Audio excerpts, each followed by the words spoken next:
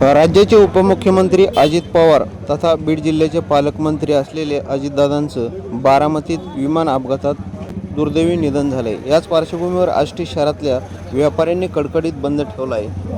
याबाबत व्यापाऱ्यांशी संवाद आज साधूया। सकाळी 9 वाजता साधारण 9 सव्वा 9च्या दरम्यान ज्यावेळेस ही बातमी ऐकली त्यावेळेस एक 2-5 मिनिट तर विश्वासच बसला नाही। आणि ज्यावेळेस अगोदर कारण बातमी अशी होती की अजितदादा गंभीर जखमी म्हणून, आणि नंतर ज्यावेळेस बातमी आली की अजितदादाचं निधन, अत्यंत दुःख या बातमीने आम्हाला झालं।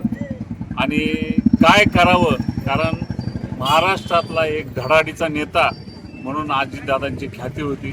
त्यांच्या कामाची पद्धत, त्यांच्या वेळेचा वक्तशीरपणा हा अत्यंत वाखाणण्याजोगा होता।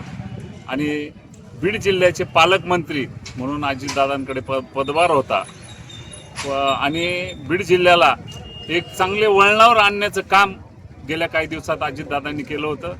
आणि ही पोकळी महाराष्ट्राला, बीड जिल्ह्याला कधीही भरून न निघणारी ही पोकळी निर्माण झालेली आहे।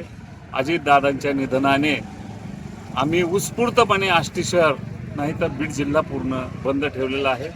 ही पोकळी कधीही भरून न येणारी आहे।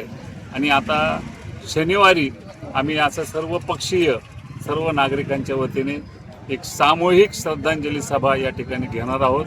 मी दादांना भावपूर्ण श्रद्धांजली वाहतो आणि त्यांना सद्गती मिळो अशी ईश्वरचरणी प्रार्थना करतो। आपल्यासोबत आष्टी शहराचे नगराध्यक्ष जियाभाई बेग आहे, त्यांना विचारू काय तुमची प्रतिक्रिया काय सांगा। आज सकाळी 9-9:30च्या दरम्यान ही दुःखद घटना कानावर आली।